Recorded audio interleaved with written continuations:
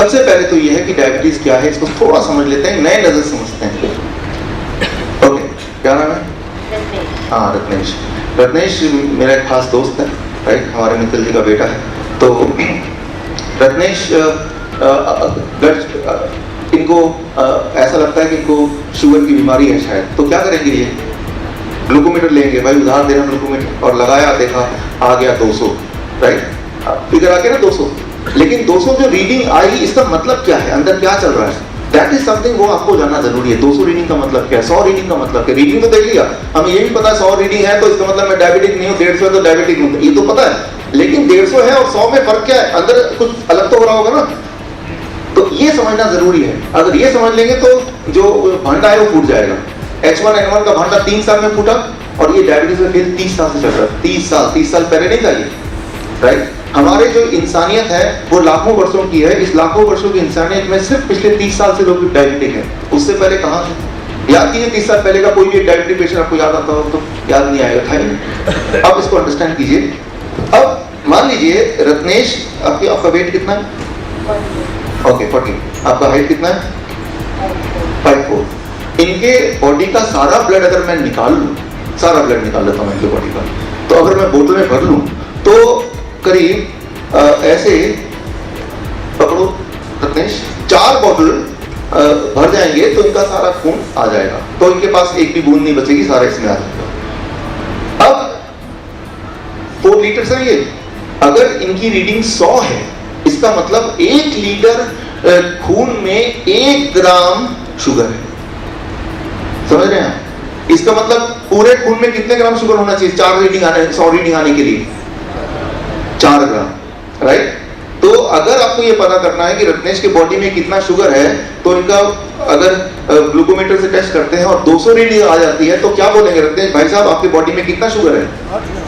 8 gram sugar है, right. सो 1 litre में अगर 1 ग्राम शुगर होगा, 1 ग्राम शुगर या ग्लूकोज, कार्बोहाइड्रेट, जो भी नाम दे दें उसको, तो वो रीडिंग 100 दिखाएगा।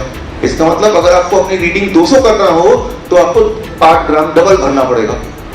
लेकिन अगर मेरे बॉडी से खून निकालेंगे तो 4 नहीं 5 लीटर निकलेगा, राइट। तो मेरे बॉडी में अगर 100 यूनिट मुझे रीडिंग दिखाना हो तो कितने ग्राम मुझे बॉडी में शुगर भरना पड़ेगा? 5 ग्राम। ये कैलकुलेशन समझ आ रही है? ये यहाँ पे बेस है, ये समझ आएगा तो ही आएगा आगे बात बनेगी। क्लियर है ये? हाँ, मैं रिपीट करता हूँ, इसको रिपीट करता हूँ मैं। इनके बॉडी में 4 लीटर तो ये ब्लड है, वो हर एक के बॉडी में कुछ ना कुछ ब्लड होता है, 4 से 6 लीटर के बीच में, राइट। सो 100 रीडिंग आने का मतलब 1 ग्राम 1 लीटर। 200 रीडिंग आने का मतलब 2 ग्राम 1 लीटर। किसी का 300 रीडिंग आएगा तो 3 ग्राम 1 लीटर, राइट। तो ये रीडिंग का मतलब है, इतना छोटा सा, राइट। तो पर litre the glucometer is saying कि per liter of your blood is having so and so gram of sugar, right। ये तो है सिंपल बात, राइट। इसको और सिंपल कर देता हूँ आपको समझाने के लिए। वो पाइप के पाइप और अब ये जो शुगर है, ये ब्लड है, ये कैसे जाता है? ब्लड जाता है इनके बॉडी में थ्रू ब्लड वेसल्स। पाइप है, बहुत सारे पतले पतले पाइप है। वो कितनी लंबी पाइप है ब्लड वेसल? उसकी जो लंबाई है यहाँ से चांद तक की है, राइट। जो 60,000 किलोमीटर उसकी लंबाई। वो इतने छोटे पतले हैं कि वो दिखाई भी देंगे आपको। कुछ उनमें से कुछ blood vessels, it will be so small, लेकिन कुछ ब्लड वेसल दिखाई देंगे, राइट। आधे सेंटीमीटर का भी हो सकता है वो सबसे मोटा वाला ब्लड उसमें ट्रांसफर होते हैं, जिसके थ्रू ब्लड ट्रेवल करता है। और वो शुगर को, ब्लड में शुगर क्यों होता है? क्योंकि sugar is a source of energy, और एनर्जी को वो ट्रांसपोर्ट करता है to various cells of the body, to various organ. Body के अलग अलग ऑर्गन में वो ट्रांसपोर्ट करता है, क्योंकि उससे बॉडी को एनर्जी मिलती है, उन सेल्स को एनर्जी मिलती है, तभी तो हम जिंदा हैं। तो एनर्जी पहुंचाने का काम कौन कर रहा है? Who is doing it? Blood कर रही है। ब्लड ट्रांसपोर्ट सिस्टम है, राइट। लेकिन वो ट्रांसपोर्ट क्या कर रहा है? शुगर कर रहा है, राइट। क्योंकि शुगर एनर्जी है, राइट। वो ट्रांसपोर्ट कर रहा है शुगर। भाई साहब आप भी शुगर लो, लंग्स को बोलता है थोड़ा शुगर आप ले लो, हार्ट को बोलता है थोड़ा आप ले लो, हर ऑर्गन को ब्लड का काम है पहुंचाना शुगर, राइट। लेकिन वो जो ब्लड है, ब्लड की अपनी एक लिमिटेशन है। अब इमेजिन कीजिए रत्नेश का ब्लड वेसल इतना बड़ा है, हालांकि ताकि आप पीछे तक देख पाए तब मैं इतना बड़ा मॉडल है, पकड़ो इसको, राइट। और ये रत्नेश का ब्लड है क्योंकि ट्रांसपोर्टर है, राइट, ऐसे। और इसके अंदर क्या क्या पड़ा होगा? शुगर होगा, तो ये ट्रांसपोर्ट कर रहा है शुगर को। लेकिन ये ब्लड की जो कैपेसिटी है, लाल से याद रह जाए, ब्लड है वो ज्यादा नहीं है, राइट। इंसान के ब्लड का जो शुगर भार उठाने का कैपेसिटी है वो पहले से फिक्स्ड है, वो है कि 1 लीटर ऑफ उसमें सिर्फ 1 ग्राम ही वो भार उठा सकता है। उससे 50% ज्यादा या 50% कम कर लो तो वो ट्रक संभाल लेगा, 100% कर लो तो ट्रक बोलेगा यार मैं नहीं संभाल पाऊंगा, राइट।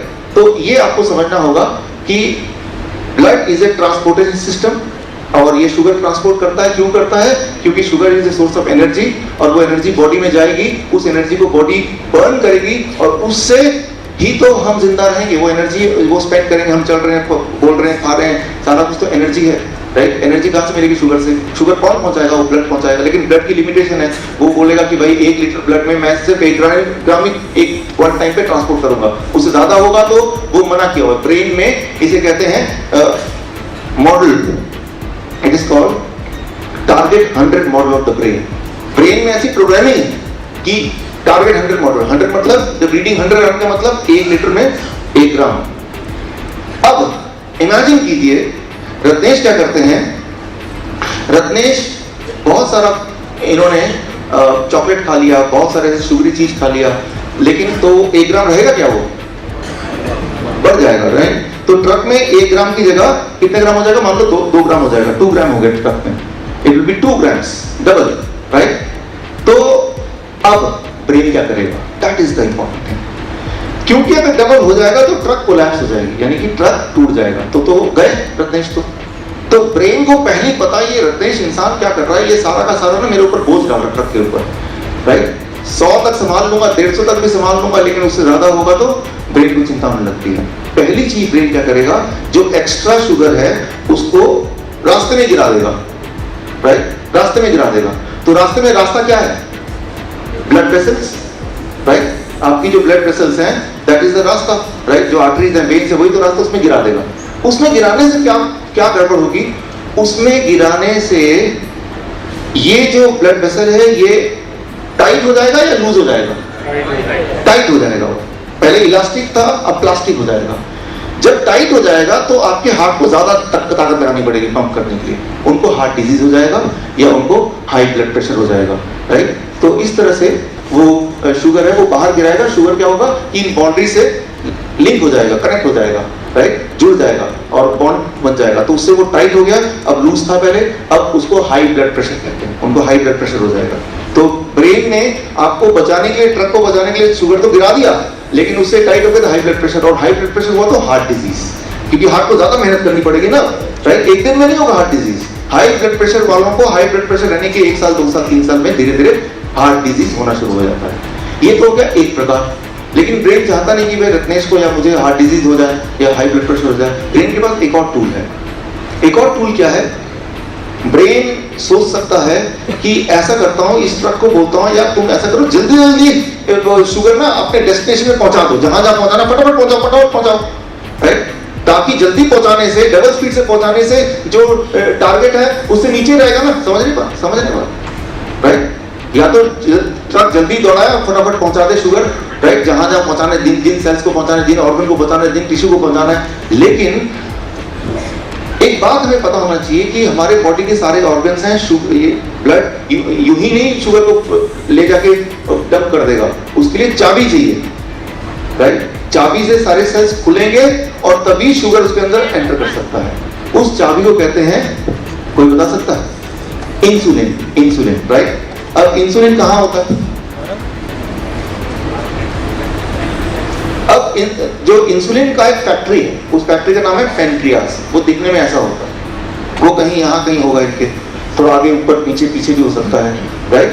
तो बॉडी ब्रेन ब्लड को बोलेगी या पेनक्रियास को बोलेगी ऐसा करो, चाबी ज्यादा प्रोड्यूस करो, इंसुलिन ज्यादा प्रोड्यूस करो। चाबी ज्यादा प्रोड्यूस करेंगे तो ज्यादा बार ताला खुलेगा और सेल्स ज्यादा शुगर अपने अंदर खींच लेगी, ताकि अपने अंदर खींचने से ब्लड के ऊपर बोझ कम पड़ेगा। तो ये आइडिया तो ठीक है ब्रेन का, राइट? सो ब्रेन का ये idea it is good, right? लेकिन ब्रेन के इस आइडिया में गड़बड़ है। वो क्या गड़बड़ है कि जब बॉडी ज्यादा इंसुलिन यानी चाबी प्रोड्यूस करती है तो ऑटोमेटिकली बॉडी एक और चीज ज्यादा बनाने लगती है, उसका नाम है IGF, insulin like growth factor. It is called insulin like growth factor, right? Body अपने आप प्रोड्यूस करती है। कितना प्रोड्यूस करती है? जितना इंसुलिन बनता है। IGF का काम क्या है? आपके बॉडी में ग्रोथ करना, जिसकी वजह से, राइट, इनकी हाइट बढ़ गई, मेरी हाइट बढ़ गई, right? That is called IGF। वो हम सब एक बॉडी बनाती है। लेकिन अगर वो ज्यादा मात्रा में बनेगा तो एक गड़बड़ है, तो बॉडी के कुछ ऑर्गन ज्यादा तेजी से बढ़ने लग जाएंगे। कोई भी बॉडी का ऑर्गन अगर ज्यादा तेजी से बढ़ता है उसका एक नाम है, उसे कहते हैं कैंसर। तो क्या आपको क्लू मिल रहा है, राइट? तो ब्रेन ने ट्रक के लोड, ब्लड के लोड को कम करने के लिए इंसुलिन की फैक्ट्री को बोला, भाई साहब आप थोड़ा ज्यादा इंसुलिन तो बनाओ, चाबी तो बनाओ। वो चलो चाबी, लेकिन ज्यादा चाबी बनने से ऑटोमेटिकली ये है कि IGF ज्यादा बन जाएगा। ये ग्रोथ हार्मोन है। तो ग्रोथ हार्मोन ज्यादा बनने का मतलब बॉडी के कुछ ऑर्गन ज्यादा जल्दी बढ़ेंगे। बॉडी का कुछ पार्ट ज्यादा जल्दी से बढ़ेगा तो उसे ट्यूमर कहते हैं, उसे कैंसर कहते हैं, राइट? कैंसर कोई बीमारी नहीं है, ज्यादा जल्दी ग्रोथ होना that is cancer in simple term. लेकिन ज्यादा जल्दी ग्रोथ होने से फिर बहुत सारे और गड़बड़ियां शुरू हो जाती हैं, उसके हम नहीं जाते अभी, right? So we have to understand कि बॉडी एक बैलेंस मेंटेन करती रहती है, उसका थोड़ा इधर उधर तो कुछ भी हो सकता है। अब यहाँ पे एक इंटरेस्टिंग बात, जो आपकी मतलब की बात है, ज्यादा दवा एक है, एक दवा है उसे कहते हैं पायोग्लिटाजोन। आप सुना पायोग्लिटाजोन? एक दवा है पायोग्लिटाजोन, आप सबने सुना हो, कुछ लोग यूज भी करते होंगे। पायोग्लिटाजोन ये वाला काम करता है, जो डायबिटिक लोग होते हैं, 200 आ रहा है, डॉक्टर ने बोला इसको 100 के नीचे लाओ, तो पायोग्लिटाजोन उन्होंने ले लिया। उससे क्या हुआ कि जल्दी जल्दी जो शुगर है वो सेल्स के अंदर भरने लगा। लेकिन उससे, उस मेडिसिन से IGF ज्यादा जल्दी और ज्यादा प्रोड्यूस होता है। अच्छा, IGF ज्यादा प्रोड्यूस होगा तो क्या होगा उनको? What will happen to them? Cancer होगा। तो ऐसे पेशेंट जो लोग पायोग्लिटाजोन लेते हैं कुछ साल तक, वो अल्टीमेटली कैंसर पेशेंट बन जाते हैं। इसीलिए पूरे दुनिया में, फ्रांस में, जर्मनी में, UK में पायोग्लिटाजोन इज बैन 2007 से। इंडिया में पिछले साल 31 जुलाई को पायोग्लिटाजोन को बैन कर दिया, पिछले साल। लेकिन एक महीने में ही, राइट, इतना ज्यादा जोर पड़ा फार्मास्यूटिकल इंडस्ट्री का उनके ऊपर, बैन को हटा दिया। अभी मिलता है दुकान में, आप में से कुछ लोग लेते भी होंगे, राइट?